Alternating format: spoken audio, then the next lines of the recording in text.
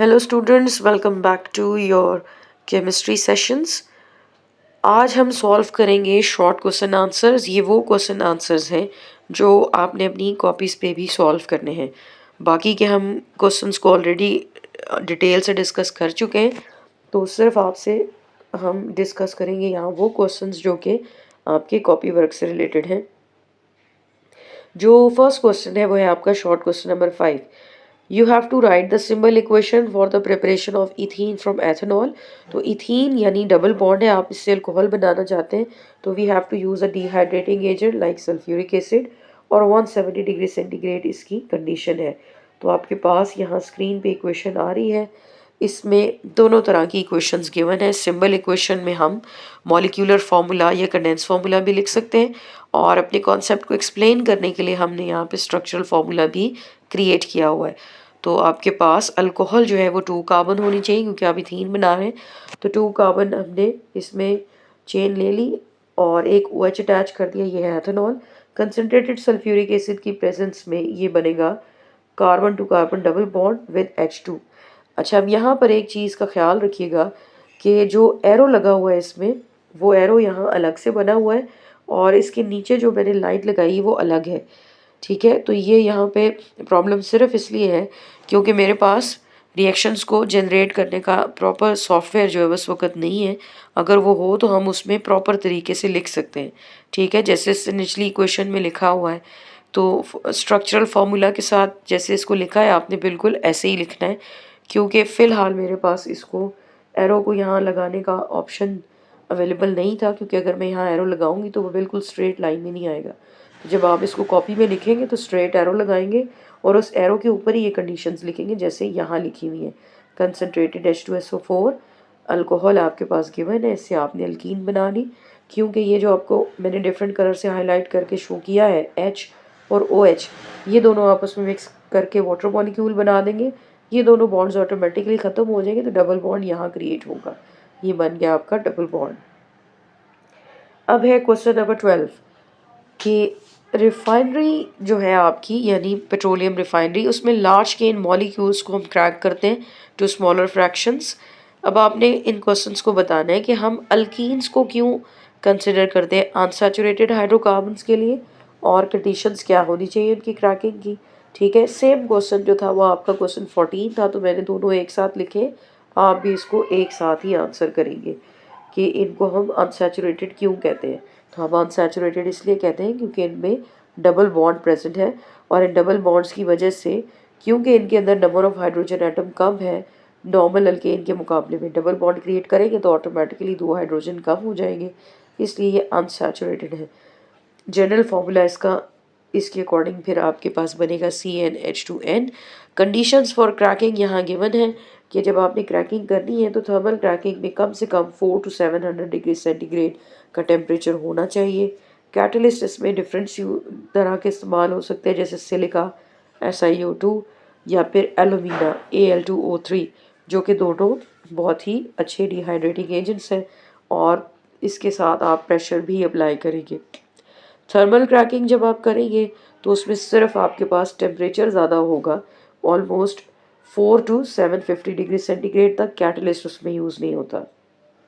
Second part of the question is कि आपने symbol equation लिखनी है क्रैकिंग के लिए। तो symbol equation as it is आपकी बुक में लिखी हुई है। डेकेन C10H22 ये बना देगा इथीन C2H4 और octane C8H18। Then the third question, why cracking of larger alkanes are necessary in petroleum industry? तो कुछ रीजंस हैं इनके कि हम लार्ज अल्केन्स को ही यूज़ करते हैं। जैसे पहली चीज़ डिमांड, के हायर डिमांड जो है स्मॉलर हाइड्रोकार्बन्स की, जैसे पेट्रोल या डीजल वगैरह, और इथीन, ये हम जो है इसकी वजह से इनको हम प्रेफर करते हैं फॉर लॉन्ग चेन अल्केन्स की। ये क्रूड ऑयल में होते हैं। ये सारी सेपरेशन जो है इनकी इनकी ज़रूरत के हिसाब से। Then we have the supply, कि क्रूड ऑयल जो है इसमें बहुत सारे यूज़फुल प्रोडक्ट्स होते हैं, लार्ज मॉलिक्यूल्स भी है, स्मॉलर चेन भी है, इस वजह से हम क्रैकिंग के प्रोसेस को यूज़ करते हैं। And third one is the value, कि जो क्रैकिंग का मेथड है इसमें आप लो वैल्यू कंपाउंड्स को या लो वैल्यू फ्यूल ऑयल्स को हाई वैल्यू फ्यूल्स में कन्वर्ट कर सकते हैं, जैसे गैसोलीन या पेट्रोलियम है। इसके अलावा अल्कीन्स हैं जो डिफरेंट जगहों पे इस्तेमाल होती है, प्लास्टिक, डिटर्जेंट्स और केमिकल्स जैसे अल्कोहल वगैरह की फॉर्मेशन में ये बहुत ज़्यादा इस्तेमाल होते हैं।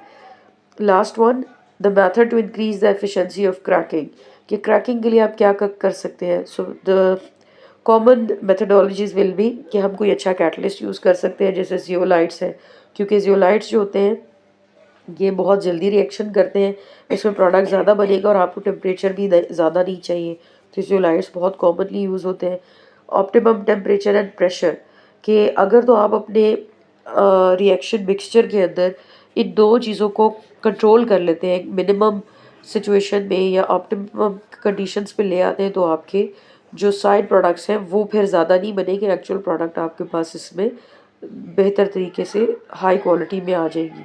फिर है स्टीम क्रैकिंग, कि अगर आप स्टीम को ऐड कर रहे हैं तो इसकी वजह से कोक फॉर्मेशन जो है वो नहीं होगी। कोक फॉर्मेशन का मतलब क्या है कि जो एक ब्लैक कलर का मटेरियल बनता है, coke is a type of coal, जो कोयला होता है ये उसी की एक टाइप है, तो वो जो ब्लैकिश मटेरियल आ रहा है कैटलिस्ट पे वो ज़्यादा नहीं आएगा, और जब वो नहीं आएगा तो उसकी वजह से आपका जो कैटलिस्ट है वो ज़्यादा देर तक एक्टिव रहेगा, ज़्यादा प्रोडक्ट बना सकेगा। And last point is the continuous process, कि जब आपके पास अनक्रैक्ड अल्केन्स है तो आप बार बार उसको रिएक्टर में डालते रहेंगे और प्रोसेस को दोबारा स्टार्ट करते रहे, कि वो बार बार जब आपका रिएक्टेंट वापस ऐड होता जाएगा तो प्रोडक्ट की क्वांटिटी ज़्यादा हो जाएगी। फिर है लॉन्ग क्वेश्चंस।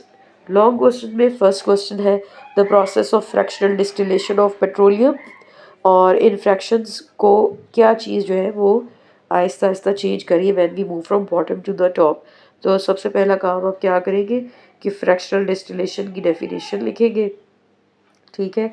जैसे यहाँ पे तो सिर्फ एक प्रोसेस बताया गया है और उसके बाद उनके 3 पॉइंट्स बता दिए कि ये प्रोसेस इस तरह से कंटिन्यू होता है। आप इसमें फ्रैक्शनल डिस्टिलेशन की डेफिनेशन को भी ऐड कर सकते हैं। तो जो सिस्टम यूज़ हो रहा है वो फ्रैक्शनेटिंग कॉलम है और जो प्रोडक्ट्स बन रहे हैं वो फ्रैक्शंस हैं।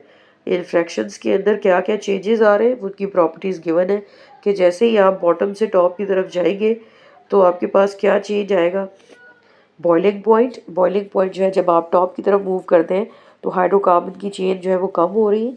चेन लेंथ कम होने की वजह से ऑटोमेटिकली उनका बॉइलिंग पॉइंट कम हो जाएगा, क्योंकि उनके बीच की फोर्सेस जो है इंटरमॉलिक्यूलर फोर्सेस वो वीक हो रही है। वोलेटिलिटी जो है वो बढ़ रही है। वोलेटिलिटी इसलिए बढ़ रही है, वोलेटाइल का मतलब होता है कोई चीज़ कितनी जल्दी इवेपोरेट हो सकती है, तो जितनी जल्दी उसके वेपर्स बनेंगे उतनी जल्दी वो बॉयल होगी। अब चूँकि बॉइलिंग पॉइंट कम है तो इसका मतलब कि वो बहुत जल्दी वेपोराइज हो रही है, तो वोलेटिलिटी उसकी बढ़ रही है। विस्कोसिटी मीन्स थिकनेस, कि वो कितने थिक हैं और कितने स्टिकी हैं। तो आप जैसे जैसे कार्बन चेन लेंथ को कम करेंगे, टॉप की तरफ जा रहे हैं तो चेन लेंथ कम हो रही है, तो ऑटोमेटिकली उसकी विस्कोसिटी भी कम हो रही है, वो इतने ज़्यादा विस्कस नहीं है। Last is the chain length and flammability. Chain length हम ऑलरेडी डिस्कस कर चुके हैं काफ़ी बार। तो फ्लेमेबिलिटी जो है वो टॉप की तरफ आते हुए आहिस्ता आहिस्ता ज़्यादा बढ़ रही है, यानी इग्निशन, कि अगर आप आग लगाते हैं ऑयल को तो कितनी जल्दी आग लगेगी। तो जितनी शॉर्टर चेन लेंथ होगी उतना ज़्यादा जल्दी आग लगेगी। तो टॉप मेंबर्स जो है वो सारे फ्लेमेबल होते हैं, जल्दी इग्नाइट होते हैं, लेकिन जो लोअर मेंबर्स हैं जैसे ये बिचमेन हो गया या फ्यूल ऑयल्स हैं या लुब्रिकेटिंग ऑयल है, इनकी इग्निशन इतनी ज़्यादा नहीं होती। फ्लेमेबल ज़रूर है लेकिन उनकी जो इग्निशन का लेवल है वो उतना ज़्यादा नहीं है। फिर सेकंड लॉन्ग क्वेश्चन, कि आपकी क्रैकिंग जो है ये पेट्रोलियम इंडस्ट्री के लिए इतनी ज़्यादा इम्पोर्टेंट क्यों है। तो आपने सिग्निफिकेंस बतानी है और ये हमारी डिमांड को कैसे कंप्लीट करें। तो ये आपके पास इसका एक प्रिसाइज सा आंसर गिवन है। बहुत ज़्यादा हमने डिटेल इसमें नहीं बताई, सिर्फ इम्पोर्टेंट चीज़ों को डिस्कस करेंगे। जैसे इसकी सप्लाई और डिमांड जो है वो बहुत ज़्यादा है, तो उसको ओवरकम करने के लिए आपने इसमें थोड़ी सी बात बता दी कि इसमें बहुत सारे हाइड्रोकार्बन्स आ रहे हैं जो यूज़फुल प्रोडक्ट्स हैं, तो उनकी डिमांड के अकॉर्डिंग इसकी इंपॉर्टेंस बहुत ज़्यादा है। दैन प्रोडक्शन ऑफ अल्कीन्स, क्योंकि इसमें अनसैचुरेटेड अल्कीन्स बहुत सारी बनती हैं, स्पेशली जो इथीन और प्रोपीन है, और ये रॉ मटेरियल है हमारी इंडस्ट्री का एक बहुत बड़ा। जैसे इसको हम इस्तेमाल करते हैं प्लास्टिक बनाने में, क्योंकि उसमें भी पॉलीथीन यूज़ होती है, तो पॉलीथीन इथीन से ही बनती है। सिंथेटिक रबर जो होती है वो रबर जिसको हम खुद क्रिएट करते हैं, मैन मेड जो होती है उसमें ये यूज़ होता है, और डिफरेंट केमिकल्स जैसे अल्कोहल वगैरह को बनाने के लिए भी ये इस्तेमाल होती है। And last one is to improve the fuel quality, क्योंकि आपके पास ब्रांच चेन्स और हाइड्रोकार्बन्स जो एरोमेटिक होते हैं, यानी ऐसे हाइड्रोकार्बन्स जिनमें कोई रिंग होता है या बेंजीन रिंग होता है, वो भी बन रहे हैं। तो इसकी वजह से आप इसमें हाई ऑक्टेन फ्यूल को जनरेट कर सकते हैं। आप इसकी ऑक्टेन रेटिंग जो है उसको ज़्यादा कर सकते हैं, ताकि आपके इंजन की एफिशिएंसी जो है वो मज़ीद इम्प्रूव हो जाए। तो आप फ्यूल क्वालिटी को भी इम्प्रूव कर सकते हैं, ये इसलिए इम्पॉर्टेंट है। फिर है आपके पास थिंक टैंक। अब आपने क्या करना है, अपने इकोनॉमिक बेनिफिट्स को कंपेयर करना है कि अगर आप अल्कीन्स के थ्रू क्रैकिंग को प्रोड्यूस करते हैं या फिर आप इसको क्रूड ऑयल से एक्सट्रैक्ट करते हैं, तो दोनों में से क्या चीज़ इंपॉर्टेंट है। ठीक है, तो कुछ चीज़ें इसमें ऊपर गिवन है, जैसे नेचुरल स्कासिटी, कि कुछ चीज़ें जो है वो नेचुरली इतनी ज़्यादा अवेलेबल नहीं है, उनकी अवेलेबिलिटी पे डिपेंड करता है, इनकी वैल्यू एडिशन पे डिपेंड करता है, और ये एक इकोनॉमिक ड्राइव है। ठीक है, इकोनॉमिकली भी ये एक इकोनॉमी के हिसाब से एक बेहतर प्रोसेस है या नहीं। ठीक है, तो आप इसमें ये 3 पॉइंट्स ऐड कर सकते हैं, या फिर आप डायरेक्टली इसका एक समराइज वर्जन लिख सकते हैं जैसे यहाँ गिवन है। लेकिन जो कि आपका लॉन्ग क्वेश्चन 6 मार्क्स का होता है, तो बेहतर है आप इसमें दोनों पॉइंट्स को ऐड कर लें जो हमने ऊपर डिस्कस किए हैं और जो नीचे टेबल में गिवन है। जैसे अगर आप क्रैकिंग को कंपेयर कर रहे हैं एक्सट्रैक्शन फ्रॉम क्रूड ऑयल से, तो अवेलेबिलिटी क्या है क्रैकिंग के अंदर, जो अवेलेबिलिटी है वो बहुत ज़्यादा है। इसमें कोई भी हैवी फ्रैक्शन जो है आप उसको कन्वर्ट कर सकते हैं अल्कीन्स के अंदर, और जो क्रूड ऑयल है उसमें जो अवेलेबिलिटी है वो ऑलमोस्ट ज़ीरो है, क्योंकि मोस्टली जो है इसके अंदर लार्ज हाइड्रोकार्बन अल्केन्स होती हैं। अल्कीन्स इसमें बहुत कम है, जैसे अल्कीन में इथीन वगैरह आपको मिल सकता है, या बहुत हो तो प्रोपीन, इससे ज़्यादा नहीं। तो अवेलेबिलिटी क्रूड ऑयल वाले की जो है वो थोड़ी कम है, तो सो इट्स ऑलमोस्ट निग्लेजिबल, इसलिए यहाँ पे लिखा हुआ है ज़ीरो। प्रॉफिटेबिलिटी कि इससे प्रॉफिट कितना होगा आपको क्रैकिंग से, तो इसमें प्रॉफिट बहुत ज़्यादा है, क्योंकि इसमें लो वैल्यू जो ऑयल्स होते हैं उनको हम हाई वैल्यू प्रोडक्ट्स में कन्वर्ट करते हैं, जो कि आगे फीड स्टॉक पे के तौर पे यूज़ होती हैं, यानी रॉ मटेरियल डिफरेंट चीज़ों को बनता है। लेकिन जो क्रूड ऑयल है इसके अंदर इतना ज़्यादा प्रॉफिट नहीं है, क्योंकि जब आप इसमें से थोड़ी सी ही अमाउंट को एक्सट्रैक्ट करेंगे एल्कीन्स की, तो इतना बड़ा फ्रैक्शनल डिस्टिलेशन का प्रोसेस करेंगे जो बहुत एक्सपेंसिव होगा। मार्केट फ्लेक्सिबिलिटी क्या है, क्रैकिंग का प्रोसेस इज़ फ्लेक्सिबल, क्योंकि जो रिफाइनरीज हैं वो अपनी क्रैकिंग को अपने हिसाब से एडजस्ट कर सकती हैं कि उन्होंने क्या अल्कीन बनानी है। मार्केट की डिमांड के अकॉर्डिंग वो सिर्फ वही अल्कीन प्रोड्यूस करते हैं, इसके अलावा उनको अपनी जो एक्स्ट्रा चीज़ें होंगी उसको भी इस्तेमाल कर सकेंगे डिफरेंट वैल्यूएबल प्रोडक्ट्स में। जबकि क्रूड ऑयल से आप फिक्स प्रोडक्ट ही बनाएंगे, जैसे क्रूड ऑयल में मोस्टली इथीन वगैरह डेवलप हो रही है या प्रोपीन बन रही है, तो यही मिलेंगी आपको। अगर आप चाहते हैं कि इसमें ब्यूटीन या हेक्सीन या पेंटीन इस तरह की कोई चीज़ मिले, तो फिर ये आप इससे बना नहीं सकते। इसका मतलब ये हुआ कि ज़्यादा बेहतर है कि हम क्रैकिंग के मेथड को ही इस्तेमाल करें। फिर है क्वेश्चन नंबर 3 कि आपके पास लैब में एक सैंपल गिवन है and you have to distinguish between hexane and hexene. तो आप क्या टेस्ट इसमें परफॉर्म कर सकते हैं, तो इसमें 2 टेस्ट परफॉर्म हो सकते हैं। Either we will perform the bromine water test, या फिर हम इसमें बेयर्स टेस्ट को भी परफॉर्म कर सकते हैं। ज़्यादा आसान तरीका है कि ब्रोमीन वाटर टेस्ट को परफॉर्म किया जाए। अब इसका प्रोसीजर क्या होगा कि आप एक टेस्ट ट्यूब लेके और उसके अंदर आप ऐड करेंगे ब्रोमीन वाटर के मॉलिक्यूल को। ठीक है, अब ये जो फॉर्मूला यहाँ पे लिखा हुआ है इसमें Br2 के बीच में गैप है, आपने इसका गैप नहीं लिखना। ठीक है, so this is from my side, ये इसको बिल्कुल ऐसे ही लिखेंगे जैसे नॉर्मल फार्मूला लिखते हैं। तो आप जब ऐड करेंगे ब्रोमीन वाटर को किसी ऐसे सैंपल में जिसके अंदर ये दोनों सैंपल मिक्सचर मौजूद है, हेक्सेन है या हेक्सीन है, और फिर उसको आप शेक करेंगे। जब आप उसको मिक्स करेंगे, अगर तो वो ब्रोमीन का कलर डिस्चार्ज कर देगा तो इसका मतलब कि वो हेक्सीन है, अगर नहीं तो वो हेक्सेन होगा। अब हेक्सीन की ऑब्जर्वेशन क्या होगी, reddish brown colour will decolourise, means it will discharge. ठीक है, तो इसका मतलब ये होगा कि इसके अंदर क्या प्रोडक्ट बनी है, C6H12। ये फार्मूला है आपके पास हेक्सीन का, आप कंडेंस फार्मूला भी लिख सकते हैं।